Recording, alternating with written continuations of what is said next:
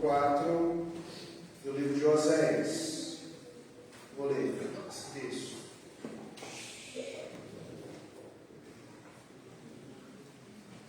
Eu vou pedir que só venha acender a luz aqui de trás. Só tenho essa. Isso, obrigado. Melhorou a conexão.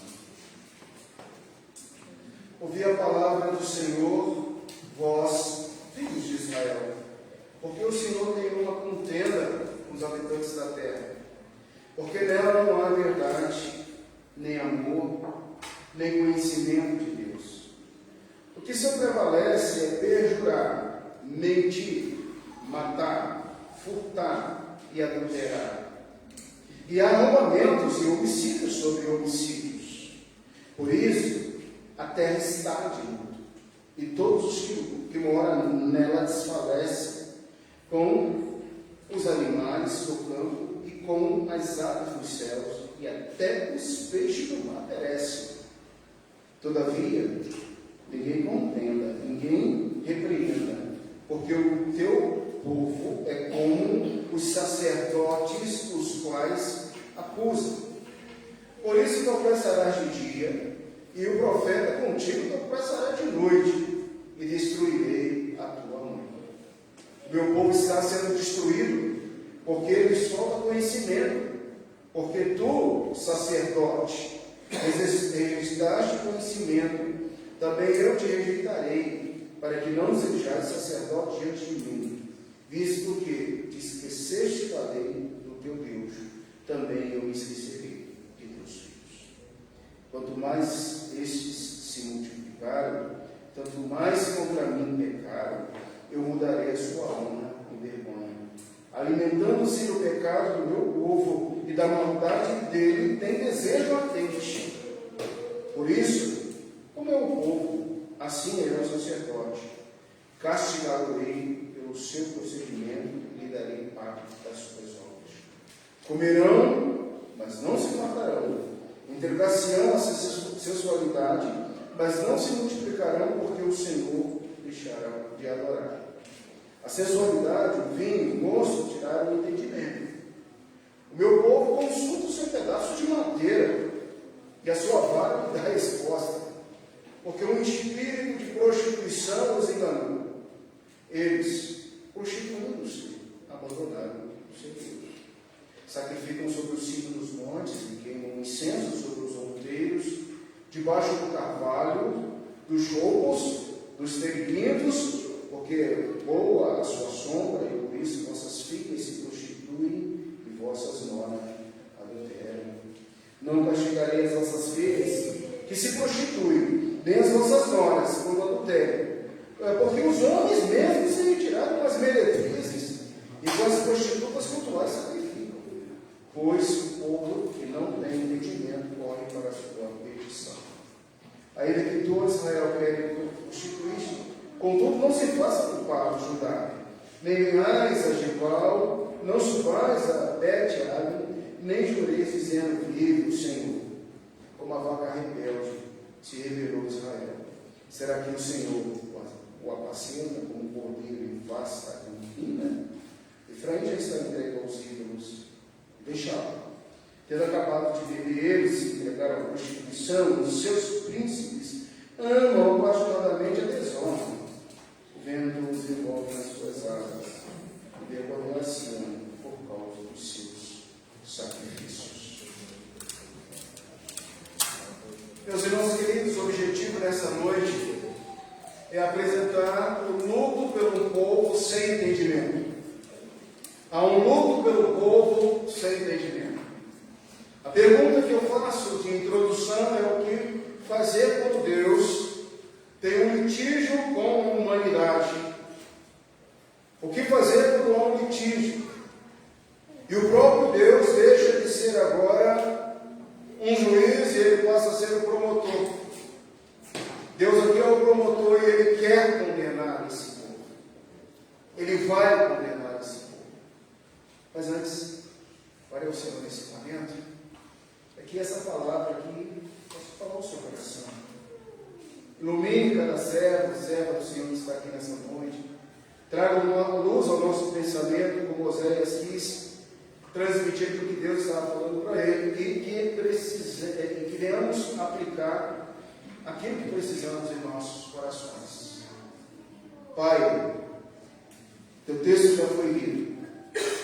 Suplicamos a Ti mais uma vez, através da oração, que o Senhor possa nos iluminar, que o Senhor lance luz sobre os nossos pensamentos, possamos, ó Deus, extrair desse texto algo novo, algo que vai modificar a nossa forma de ver, de ser, de estar. Que, ó Deus, o profeta Oséias possa nessa noite trazer um recado para todos nós que aqui estamos, como naquele período que o Senhor mandou que ele profetizasse para Israel, para Judá, e que venhamos, ó Deus, aplicar em nossos corações todo o conteúdo desse vasto texto, em nome de Jesus. Amém. Certamente, se você ainda não passou pelo luto, você vai passar pelo luto, até porque o luto é uma experiência universal, mas, ao mesmo tempo, é profundamente individual e culturalmente influenciada pelo contexto em que nós vivemos. Existem várias formas e curiosidades sobre o processo do luto. O luto é a manifestação em comum. Ele pode ser compreendido dentro de vários contextos.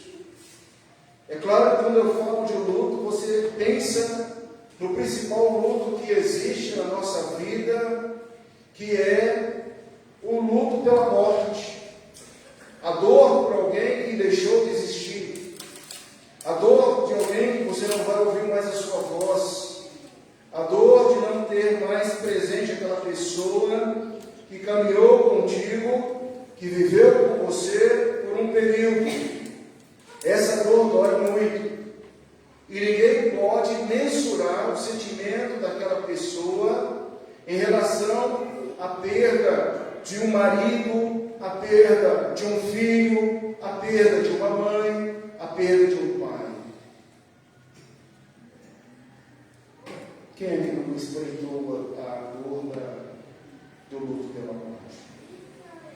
Mas eu quero dizer que essa dor que nós sofremos, que os queridos sofreram ou poderão sofrer, não é só o único tipo de luto que nós passamos. Eu sinto para você que o fim de um relacionamento, de um divórcio, de uma separação, de uma união matrimonial, produz luto. Você sofre.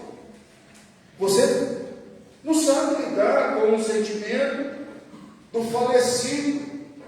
Porque como estudamos, quando vimos essa matéria de casamento, a separação põe fim a um relacionamento em que sepulta aquele outro cônjuge.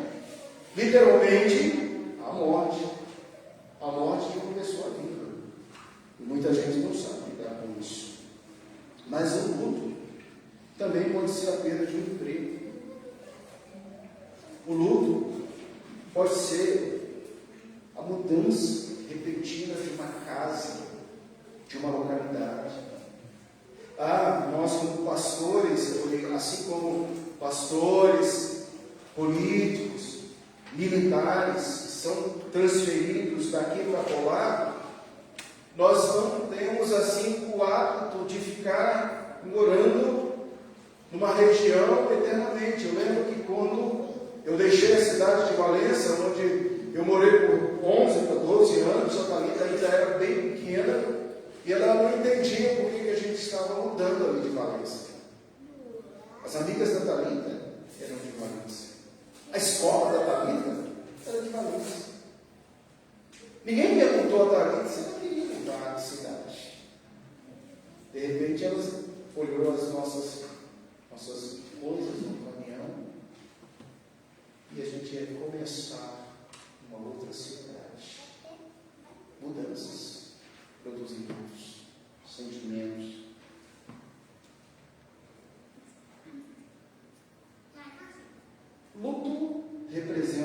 fases que podem variar. A psiquiatra Elisabeth Kübler-Ross identificou a famosa fase dos ciclos. No momento em que você está passando luto, a pessoa nega: eu não acredito que isso está acontecendo comigo. Por que eu estou enfrentando isso? A segunda fase é a raiva. A terceira fase é a negociação. Diz a psiquiatra que a quarta fase é a depressão. E a quinta fase é a aceitação. Se isso é ou não é verdade, essas fases fazem um sentido na ordem como as pessoas lidam com o luto. Além disso, algumas podem até mesmo não experimentar essas fases, mas a ciência diz que é natural quem enfrenta luto enfrentar essas fases. A negação, a raiva, a negociação, a depressão e a ansiedade. Por que eu estou falando isso? Porque gravado no capítulo 4 há uma citação em que podemos observar aonde o profeta escreve, aonde ele apresenta cabalmente que a terra está, a terra está de luto. A terra toda está de luto. Que tipo de luto? Seria esse o luto diferenciado daquele que nós humanos enfrentamos? Seria um Deus misericordioso, bondoso, longânimo, olhando para Israel, o reino do norte, dizendo: essa terra, todos morreram, irmão. Os habitantes dessa terra já estão mortos. A terra está devastada, em luto. Amados, o que nós vamos ver nessa noite nada mais é do que uma sequência da observação do livro do profeta Isaías, que de forma pedagógica, eu quero que você comece a sintetizar, para que você não possa perder, para que a gente possa chegar até o 14º capítulo, organizando esse livro. Porque estudar profecia não é simples. Profecias, qualquer profeta, qualquer livro profético é truncado, é mais difícil. Requer de você, então eu peço a você, por favor, olhe a Bíblia e atento, porque se eu falar alguma coisa que a sua cabeça do lado, você não vai entender. E depois você vai ter que me perguntar: o que o senhor quis dizer, pastor? Porque é profecia. O que está acontecendo aqui? Os capítulos introdutórios, o capítulo 1 e o capítulo 2, são os presságios, a profecia para o reino do norte.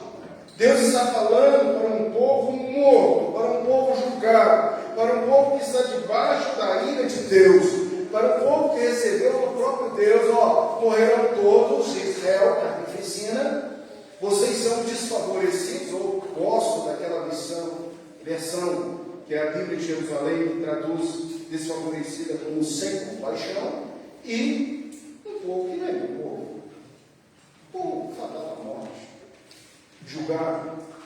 Deus é promotor aqui, ele está acusando. A segunda parte, capítulo 2, fala da infidelidade do povo, mas a fidelidade de Deus. Mesmo assim, Deus emprega o seu efeito pedagógico no deserto. O deserto existe para nos corrigir. Nós somos levados ao deserto para que haja um efeito pedagógico. E como vimos, no final de tudo é para receber a bênção. Você vai no deserto para que você possa ser abençoado. A bênção de Deus está lá no deserto. O capítulo 3 abordou a longanimidade de Deus e manter um relacionamento difícil com o povo adúltero, onde o povo não o tinha como Deus, como marido. O relacionamento, agora no capítulo de número 3, volta-se para Oséias e diz: vai outra vez, e ame como vai Cristo, meu filho, o unigênito do Pai, e ame a igreja presbiteriana do Brasil, e ame a igreja de Santa Maria. Vai, e ame aqueles irmãos que estarão na noite de 24 de novembro ouvindo a minha palavra. Então, se nós estamos aqui, somos frutos do amor de Deus, frutos do amor de Cristo, que se doou por nós. E não há ninguém maior do que Cristo que possa te amar profundamente. Pode faltar o amor de todos, mas o amor de Cristo, esse jamais faltará. Organizou pedagogicamente esse livro aí agora na sua cabeça, aqui capítulo 4 estou para nós. Capítulo 4, que começa agora e vai estender, vai ser extensivo até o último capítulo, que é o capítulo 14, é a parte mais extensa, é o cerne da profecia. Se o capítulo 3 é um prefácio, o capítulo 4 é o primeiro assunto que Deus quer tratar em relação ao relacionamento com a humanidade. Ele vai aprofundar o seu relacionamento como um pai. Mas um pai bondoso, amoroso. Um pai que brincou com você, que contou história para você. Um pai que te acompanhou na escola, nas formaturas. Um pai talvez até muito simples, mas que soube arrancar dos tesouros de Deus, dos céus, instruções que são patentes e latentes para a sua vida até hoje, que te tocou, que te exortou. Nós veremos agora, não mais o homem, a igreja louca, a família transviada, enlouquecida. Não veremos mais agora filhos que trazem sobre si nomes pejorativos, de não compaixão, desfavorecidos, não meu povo, sanguinário. Mas nós veremos agora o cerne dessa profecia: quem sou eu? Nesse primeiro momento eu sou um Deus irado, que visita a terra, que visita um povo adúltero, que visita um povo que não quer ter relacionamento comigo. E a partir desses capítulos que nós veremos um dos atributos mais focais da teologia, que é a ira de Deus. Esquecemos de dizer que Deus, lembramos em primeiro lugar de dizer que Deus é benigno, Deus é misericordioso, Deus é bondoso, mas esquecemos de dizer que Deus é irado, que Deus é justo, que horríveis coisas é cair na mão de um Deus que disse que a terra está morta, a terra está de luto. Há um vazio nesse relacionamento de um Deus que é Pai, que escreveu a sua história, que tomou pela mão, que te escolheu antes da fundação da terra. Portanto, nessa noite começaremos essa jornada, e que o tipo da complacência da leitura dos 3 primeiros capítulos ficaram para trás. Agora não há mais complacência, vai de novo. Agora não há mais complacência, ame de novo. Agora não há mais essa complacência da misericórdia de Cristo, que amou a igreja, que nos comprou com sangue precioso. Mas agora a gente vai ver um atributo de um Deus Pai, de um Deus justo, que cobra o algumas coisas de você e de mim. Sabe de uma coisa? Se houver quem imaginasse Deus como um marido que sempre, ou como uma esposa que sempre acomoda ao pecado do seu cônjuge, porque o que parece nas páginas introdutórias é que Oséias é um banana, que Oséias está cumprindo uma tarefa de amar alguém que não deve amar, porque nunca a palavra de Deus vai coadunar com o adultério, com o pecado, com a prostituição. É um pré-tipo de Cristo. O que eu tenho que trazer já à sua memória é que Cristo, como Salvador, misericordioso, galardoador, justificador, já morreu pela igreja, já morreu por você. O que resta agora é a ira de Deus, é totalmente a ira do Pai, que acederá sobre uma igreja morta, uma igreja que cheira luto pela face da terra.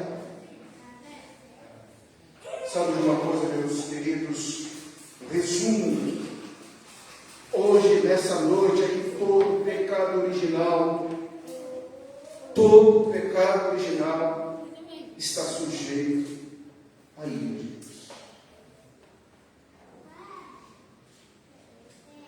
Até das crianças, como falávamos hoje.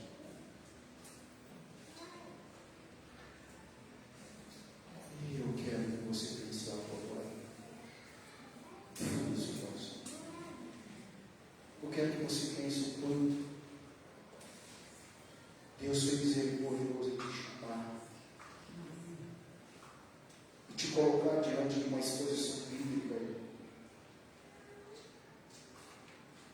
e te dizer que não foi seu mérito, que não foi por causa dos seus lindos olhos, sobrenome, condição financeira, posição social, que você chegou ao trono da graça, aos pés do Senhor. Foi por Ele, somente pela graça dEle, pelo trabalho dEle, que nós estamos aqui. Pare e pense, irmãos, quantas pessoas estão mortas já em Santa Maria agora. Não estou falando da morte física, estou falando da morte eterna. Estou falando daqueles que estão distanciados eternamente de Cristo. Portanto, o verso de número 2 expressa para nós, o verso melhor, de número 3, expressa para nós que a terra está de luto, a terra está cheia de luto. Porque, em primeiro lugar, no verso 1 ao verso 3, ouvi a palavra do Senhor, vós filhos de Israel, porque o Senhor tem uma contenda com os habitantes da terra, porque nela não há verdade, nem amor, nem conhecimento de Deus. O que prevalece é perjuriar, mentir, matar, furtar e adulterar, arrombamentos e homicídios sobre homicídios. Por isso a terra está de luto e todo que mora nela desfalece. Tudo, os animais, tudo está contaminado. A terra está cheia de luto porque, em primeiro lugar, o Senhor tem uma contenda.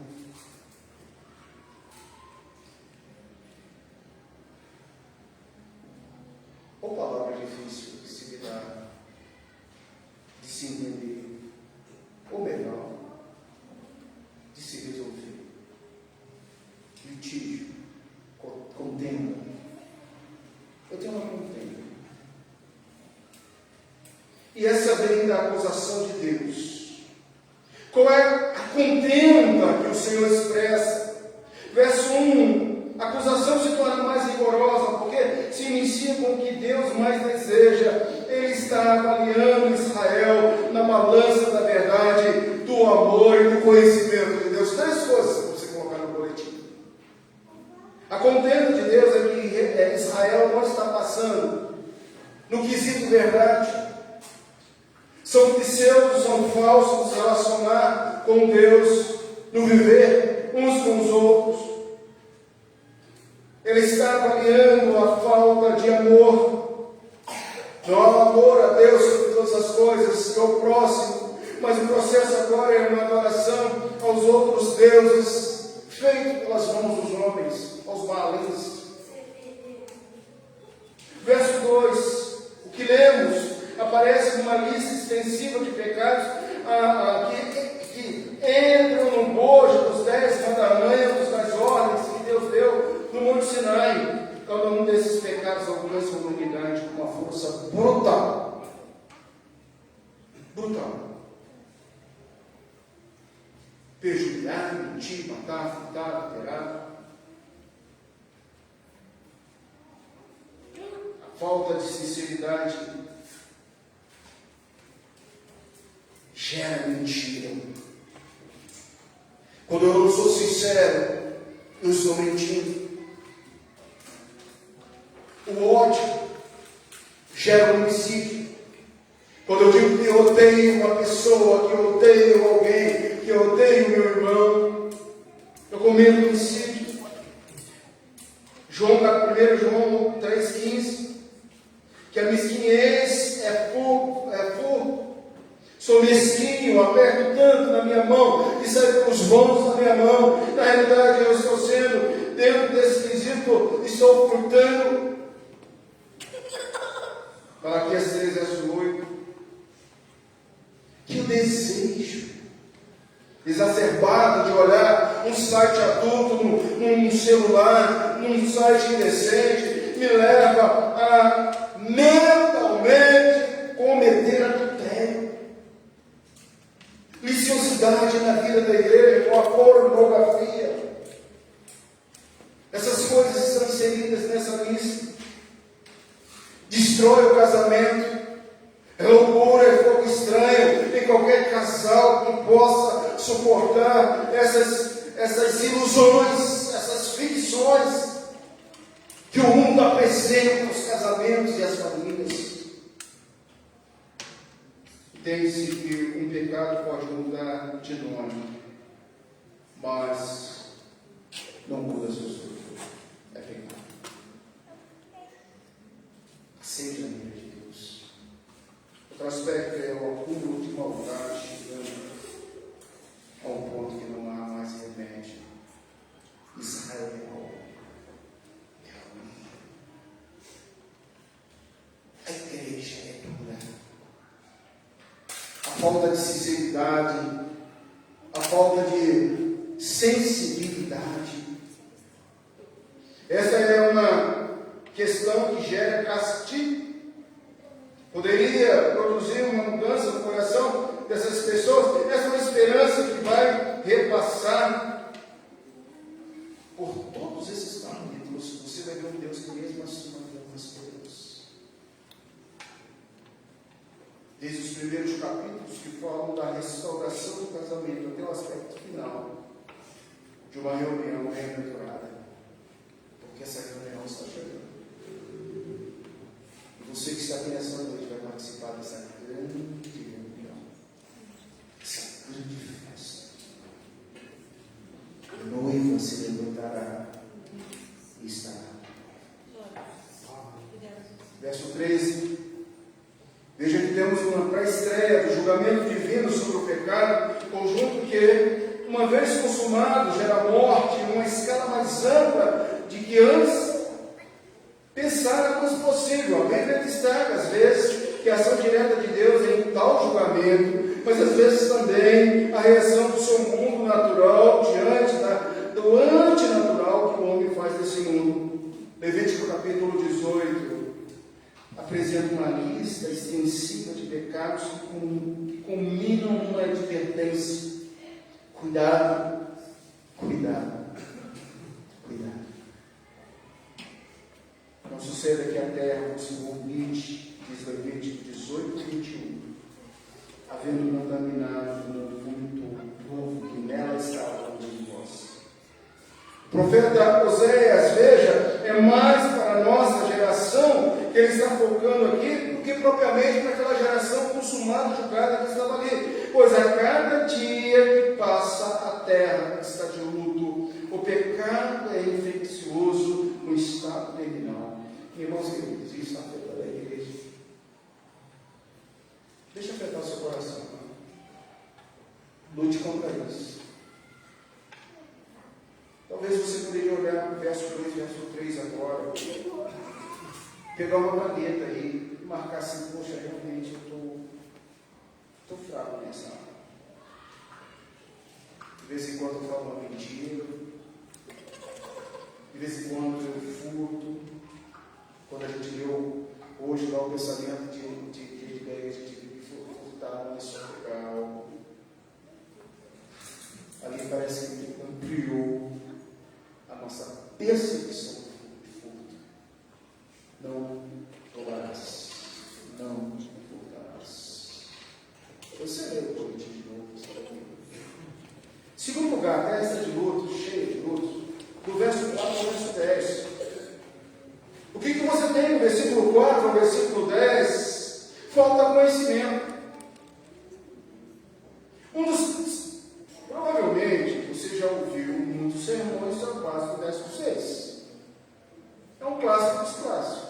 Eu não lembro se já preguei à luz desse texto, ou temático, ou expositivamente, mas encravado no capítulo 4, o verso 6 é um clássico. Você já ouviu isso? O meu povo estará sendo destruído, porque lhe falta conhecimento. Fica bem mais fácil compreender o verso 4 na versão bíblica de Jerusalém, onde você lê: o meu processo, o meu litígio, a minha contenda é contra ti, vírgula, ó sacerdotes. A especificação agora vai para a liderança. Deus está furioso, falando que a terra está em luto, que tudo está em luto, até os animais. Mas ele diz assim: a terra está em luto por causa da liderança dos sacerdotes. Remove todas as dúvidas de que o alvo principal de Deus, em termos atuais, seja liderança da igreja, pastores, presbíteros, diáconos. Observe que o sacerdote não é uma sua função de oferecer sacrifício, mas aqui é um espírito mais amplo da visão, aqueles que ensinam. Porque o procedimento do sacerdote não era só enrolar um carneiro, receber uma pombinha, ou receber um bolo, mas ele tinha que dizer: olha o pecado que você está cometendo, você não pegue mais. Ou pegue pelo chifre. Esse carneiro leva lá no deserto de sol, e não busque esse carneiro nunca mais. Você sabe onde a igreja era hoje? Porque ela não está ensinando a palavra. Você sabe onde existe um povo morto, cheirando luto? Não é no mundo, são nas igrejas. Infelizmente, irmãos, há uma grande massa sendo levados e enrolados e ludibriados. E hoje, à tarde, eu vi um documentário que falava do Estado laico vinculado ao processo da bancada evangélica do Senado. Documentário. Foi um documentário da tarde, lá meu cheio de dor aberta, aí os caras falando lá, os políticos, a bancada evangélica aí, a entrevista do documentário aqui, esse povo não me representa. Esse povo não me representa. O que está acontecendo, meu Deus? O que está acontecendo com Israel? Metáforas utilizadas no verso 5, por isso. E qual é a metáfora? Por isso tropeçarás de dia, ó profeta, contigo, profeta, tropeçará de noite, destruirei a tua mãe. Ele agora fala do profeta também, fala daquele que deveria ser boca de Deus, está deixando de ser boca de Deus. Os profetas não são menores. É óbvio que o alvo de Deus, nesse contexto, são os sacerdotes, mas ele menciona os profetas para dizer: irmãos, esse povo peca porque as igrejas não estão ensinando. eles não estão ensinando. Aqui temos a ira, pois o próprio tropeçar não é acidental. Não é um acidente na vida da igreja, não é um acidente em Israel. Tudo retrocede ao enfático tu, e é um ato da vontade, como expressa no verso 6. Veja, verso 6, porque tu, sacerdote, rejeitaste o conhecimento. E tudo que se encontra amarrado, por sua vez, pelo não menos enfático, também eu, e aí é destruição. Isso que se esqueceste da lei do teu Deus, vive no verso 6, também eu esquecerei de teus filhos, esquecerei deste povo, derramarei a morte, o luto, o pranto, a dor. Mas o que mais a gente vê? Do 7 ao 10, como é o povo, assim é o sacerdote. Irmãos, isso traz uma responsabilidade para nós muito grande. Existe um ditado que diz, tal como é o pastor, é a igreja. Você vai entrar na bênção. Se o pastor ele é alegre, a igreja vai ser alegre. Se o pastor é triste, a igreja vai ser triste. Se o pastor é melancólico, ele vai começar a falar assim, não, eu não vou assim, não é minha qualidade. Você vai dar sono. Porque olhar o povo, olha para a liderança. Portanto, a gente tem que ser alguém que seja modelo para a comunidade. Tem que embora, gente, vamos orar, vamos trabalhar, vamos acreditar, vamos amar, vamos nos humilhar, bora. Eles estavam levando o povo para que eles pudessem não ferir aquele povo, e ao ferir deles, olha as palavras semelhantes, ao ferir deles, riquezas, poderes, status. Eu vou massagear aquele povo, para que aquele povo possa adorar os balins, as estátuas, faz de conta que eles estão adorando a Deus. E com isso nós preservaremos o nosso pecado. Isso é sacerdote. 7 a 10, como é o povo, assim é o sacerdote.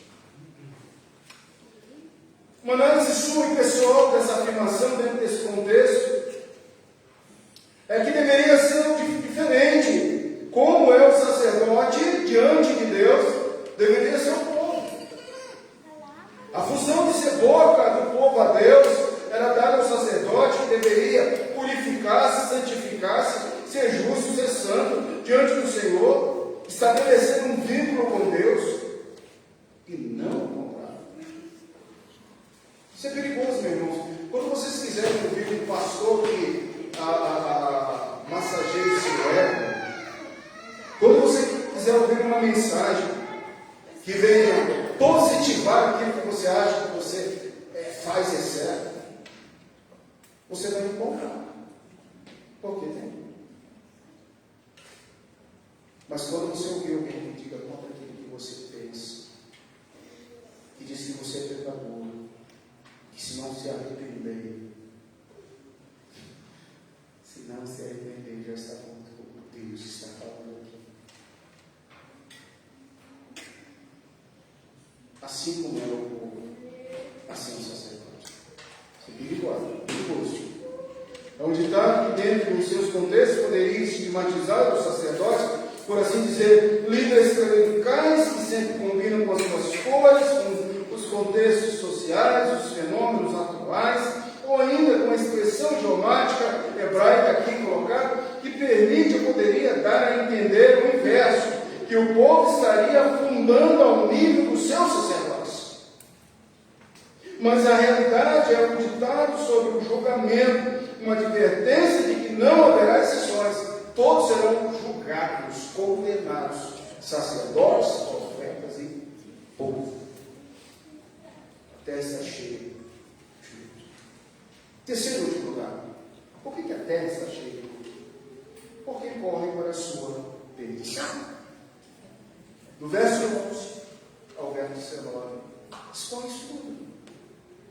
Os pecados da carne e do espírito mesclam. A gente vai, então, fechar os olhos para alguns pecados.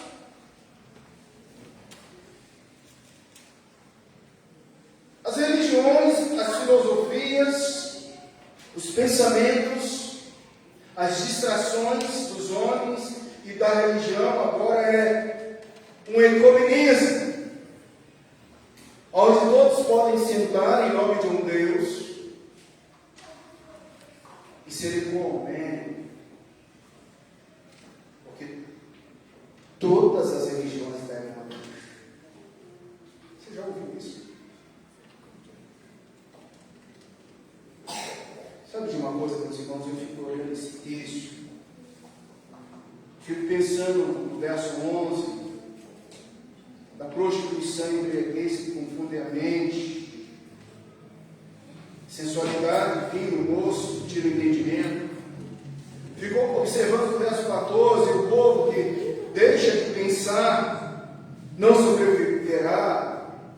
Presta atenção, irmãos, uma igreja sem história, um povo sem história, é fadado à morte, ao esquecimento. Qual é a sua história? De onde você veio? Como Cristo te chamou? Qual é a sua declaração de fé? Parece que Israel havia esquecido de tudo que havia vivido.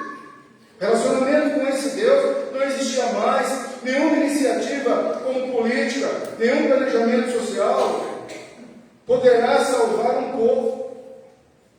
Não vai ser um rei que vai salvar o povo, não é um império, não é um presidente, não é um governante que vai salvar o Brasil, não é a posição social, não é a educação, não é combater a fome, não é combater a miséria que vai salvar o brasileiro.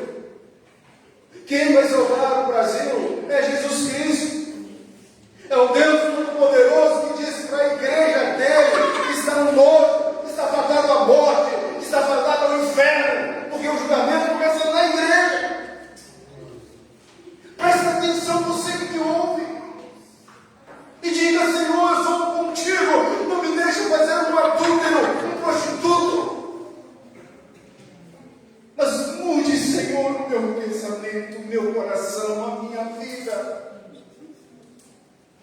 Se desejamos achar um equivalente moderno para esse contexto, bem poderia ser o pluralismo religioso expresso numa neutralidade planejada de certos líderes, de certas igrejas, de certas denominações, religiões mundiais, nos cultos promovidos simultaneamente, no secretismo coletivo. Vem a igreja e parece ver contra Deus. O que diria a voz dos nossos tempos? E os velhos, nessa atualidade, talvez diria assim: não pise mais naquela igreja. Não pise mais naquela igreja. São bons.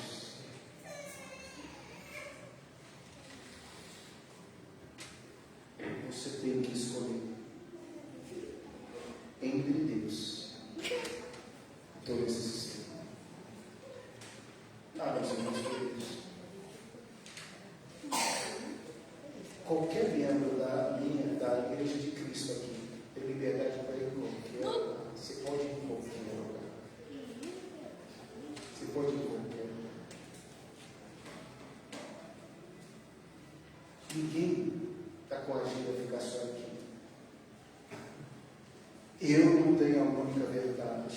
Eu não sou o que Deus é a única verdade. A verdade é Cristo. Algumas perguntas você precisa fazer para você mesmo. O que vai te acrescentar hoje? Andar em alguns arraiais ditos evangélicos. O que vai fazer? O que vai edificar?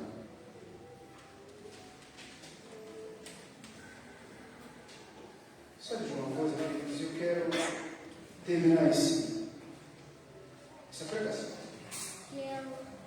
O capítulo que abarca a queda do homem, do pecado e do seu castigo, capítulo 6, coloca para nós o seguinte: que todo pecado, tanto original como atual, sendo a transgressão da justa lei de Deus, é contrário, e o torna culpado o pecado em sua maneira, e por sua culpa está sujeito à ira de Deus e à maldição da lei, e portanto sujeito à morte, com todas as misérias espirituais, temporais e eternas. Capítulo 6, inciso 6 da Confissão de Fé de Westminster: o pecado original já fundamentou o julgamento de Deus. São mortos. 1 João 3, 4: todo aquele que pratica o pecado também transgride a lei de Deus, porque o pecado é a transgressão da lei. Romanos 2, 15: esses mostram a norma da lei gravada em seus corações, testemunhando também a consciência e os seus pensamentos mutuamente, acusando-se ou defendendo-se. E Tessalonicenses 1,9: esses sofrerão a penalidade eterna, destruição, banidos da face do Senhor e da glória do Senhor. Toda a terra está debaixo. O que fazer quando Deus tem um litígio com a humanidade? Esse litígio continua. Continua com o Brasil, continua com a América, continua com qualquer nação, ou pode até continuar com você que está aqui nessa noite. Como lidar com esse processo da ira de Deus na sua vida? Hoje o Senhor te chama para que você possa entender que essa terra está cheia de luto, porque o Senhor tem uma contenda, porque falta conhecimento e porque corre para a sua perdição. O mundo está para ser julgado e condenado pelo Senhor nosso Deus. E você, irmão, a igreja dele, a noiva dele. Vimos que não somente aquela geração de Oséias, mas também a nossa, sem Cristo, a ira do Senhor consumirá toda a terra. Mas eu pergunto para você: como você está lidando com esse litígio na sua vida?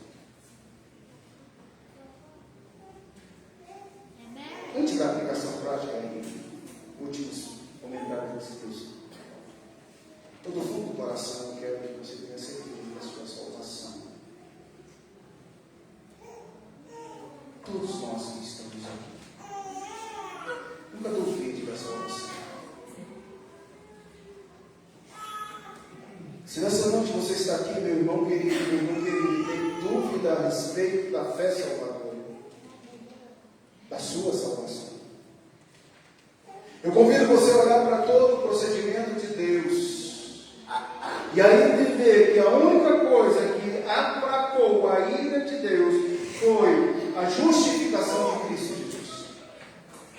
Se Cristo Jesus não é o seu Criador, se Cristo Jesus não morreu por você, se Cristo Jesus não é o Senhor da sua vida, você precisa entender isso, porque você ainda não tem certeza das suas coisas.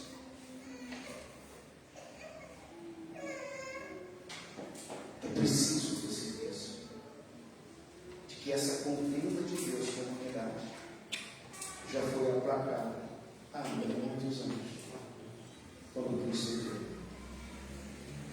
e diante dele morreu por todos. Sua vida de Cristo, sua salvação custou um alto preço. Quando eu olho para os fundamentos práticos desse sermão para a minha vida, é preocupante, amados, ver a posição da igreja na atualidade. É preocupante. A igreja está cercada por toda forma de informações, distanciamento da só Escritura. É difícil engolir a igreja hoje. É inegável que os líderes de alguns segmentos religiosos e evangélicos são mercenários. A imagem real de Israel e Oséias se assemelha muito à imagem de um povo alienado, sem conhecimento, sem história, sem vínculo, sem noção, sem racionalidade. Seus representantes são a imagem de um povo materializado, descompromissado com Deus.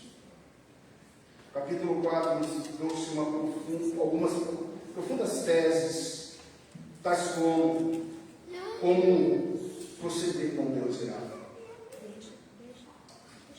como combater esse luto da igreja, luto do povo de Deus.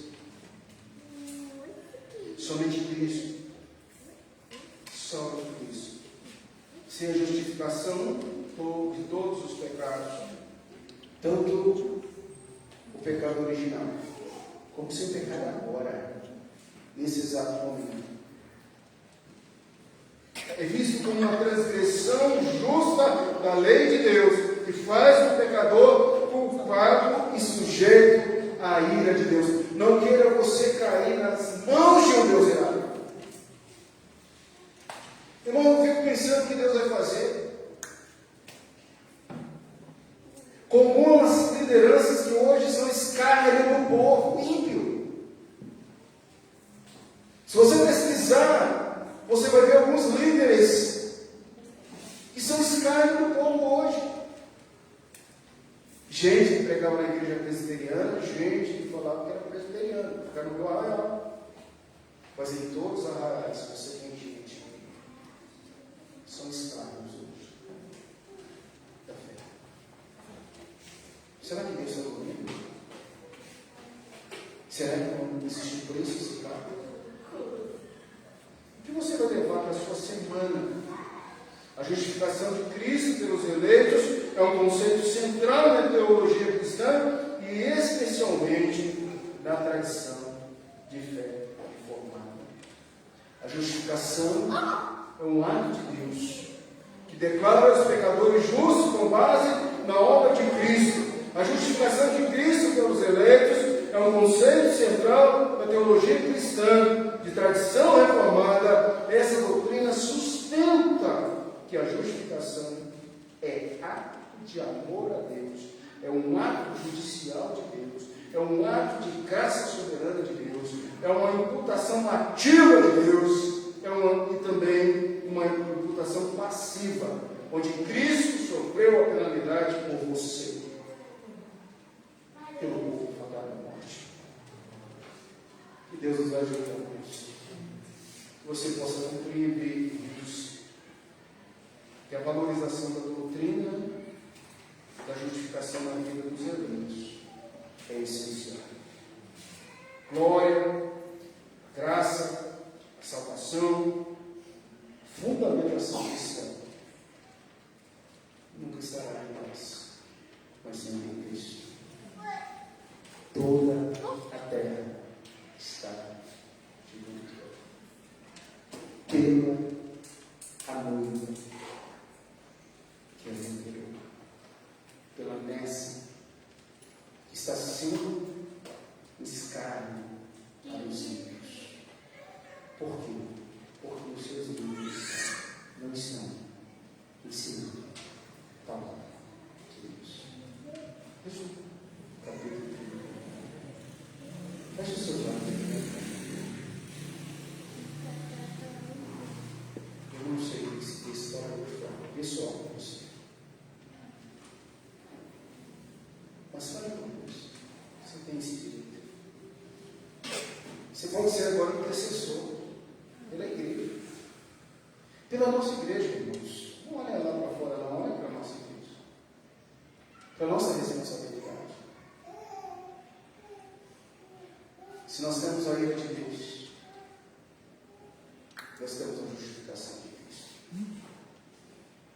Obrigado, Senhor, pela tua palavra. Continue ministrando aos nossos corações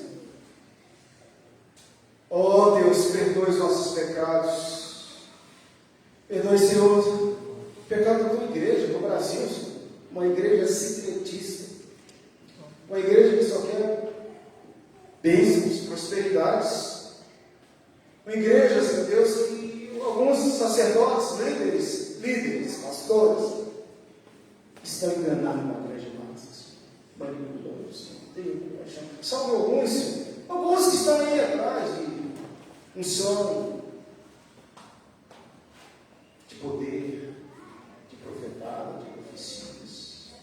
Misericórdia, Senhor. Ajuda-nos a sermos fiéis e que essa igreja possa ser para fora.